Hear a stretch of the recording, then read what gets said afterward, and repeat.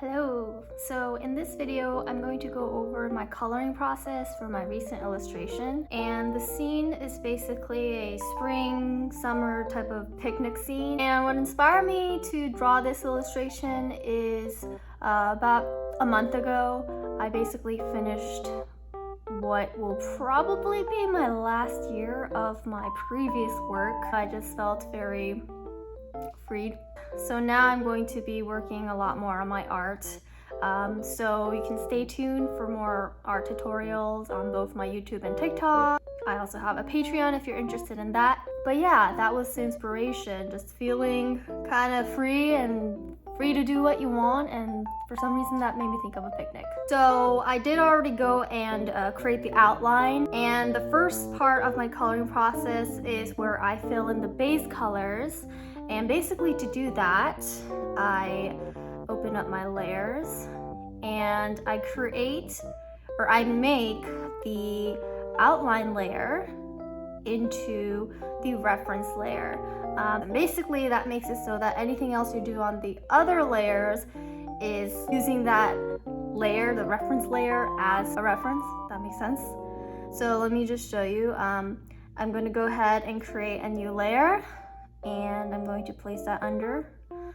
And let's say I wanted her dress to be blue. I can click and drag, and the layer is going to look at the reference layer, the outline, and pretty much just fill in everything inside of that.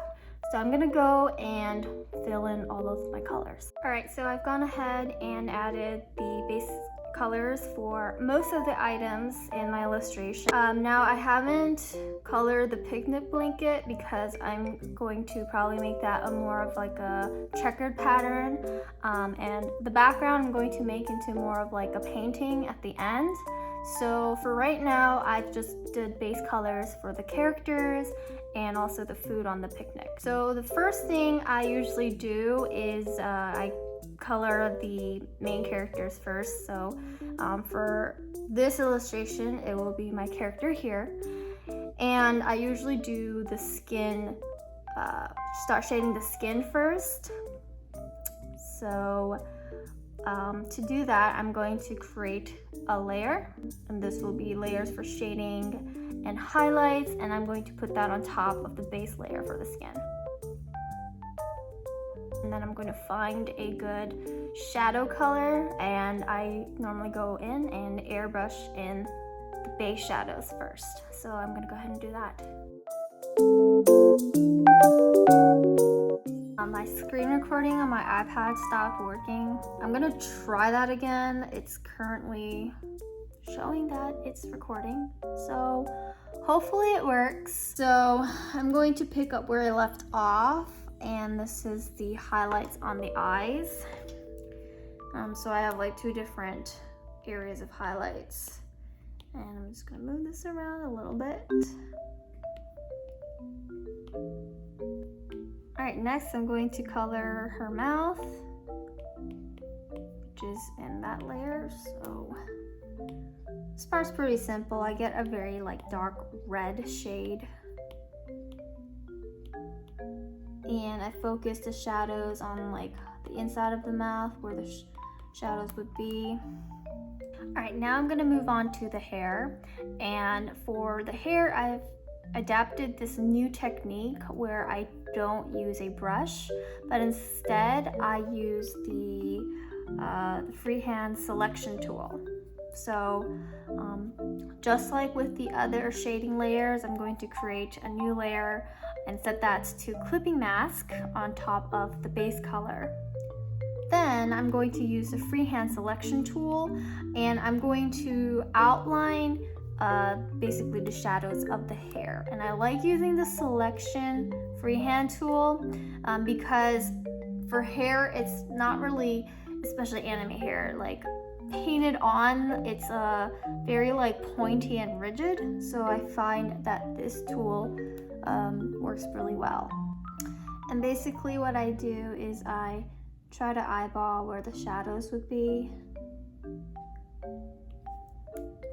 and then I create the shadow outlines, and is usually on the bottom of like curves like this.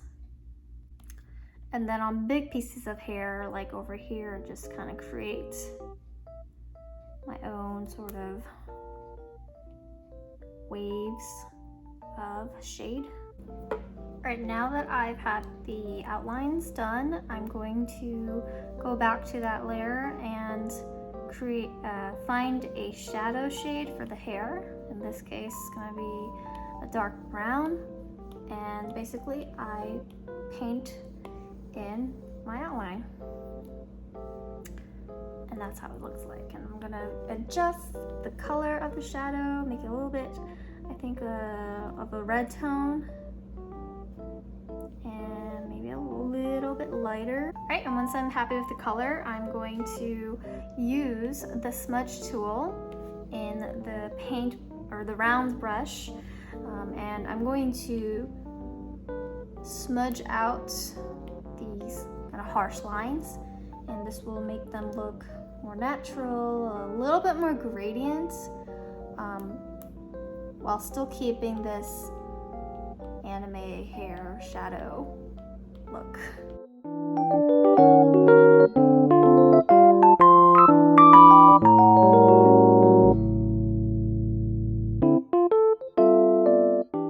Alright, next I'm going to use the same process of using the freehand selection tool to create highlights for the hair. And so the highlights are going to be near like the top of the head, like over here. Probably a few highlights where there aren't any shadows, and just other parts where the light would touch the hair.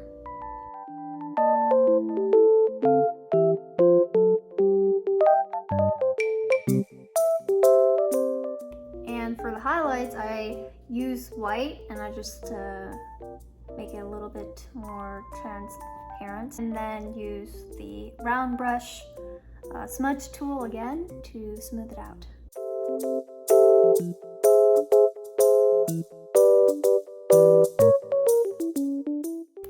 And one additional thing you can do is on the bangs, use like a round brush and create like a little highlight streak.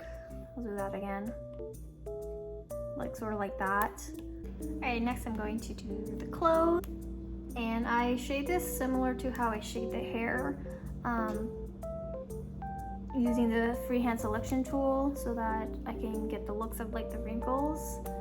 So for example, I think most of the wrinkles are going to be on this part. Probably gonna be several wrinkles, and I'm gonna use these like crescent shapes. And since this dress is white, I'm going to use a light gray color for the shadows. Alright, next we're moving on to Cherry Lottle, who is an original character I designed. Not much going on with her. She's definitely not as detailed as my previous character, so I'm probably going to use mostly airbrush for this.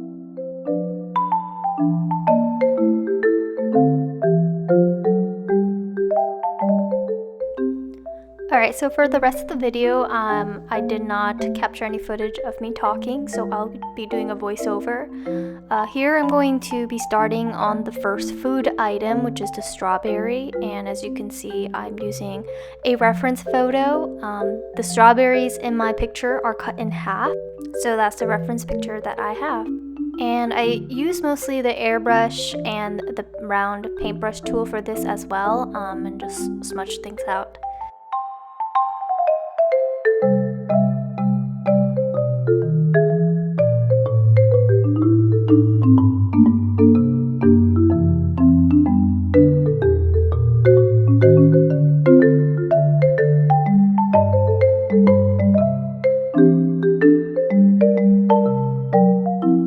Alright, so I'm just moving on to the rest of the picnic items. This is a watermelon here. I do apologize, I have cut out some of the segments that I recorded just because some of it's not as interesting to watch. So yeah, we're just gonna zoom through the food items, and then I will be back for the background.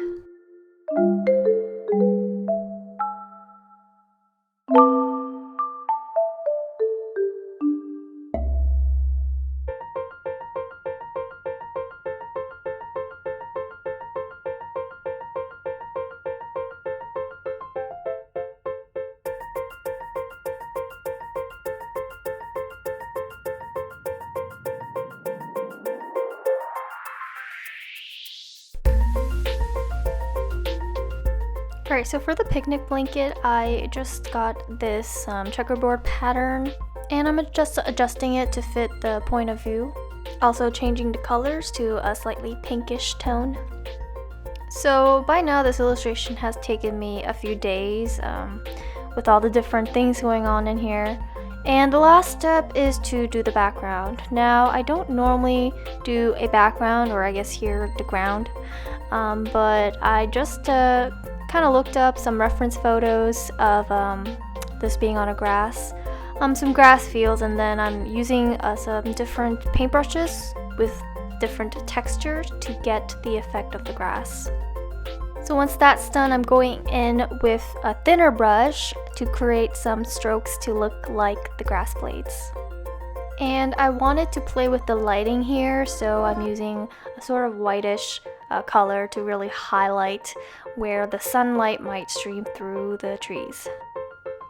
And then the final step is to create a shadow. Again, I wanted to play with the lighting a little bit, and she is supposed to be sitting under a tree, and so here I'm creating the shadow for that. I will be putting up a detailed video about how I made the shadows on my TikTok, so if you're interested, please go and check that out.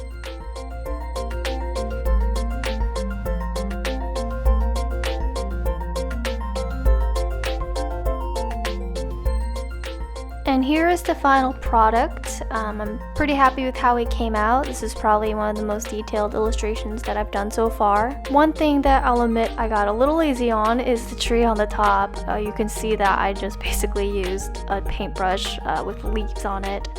But that's something I'll probably need to practice a little bit more on. But overall, I think it came out pretty well.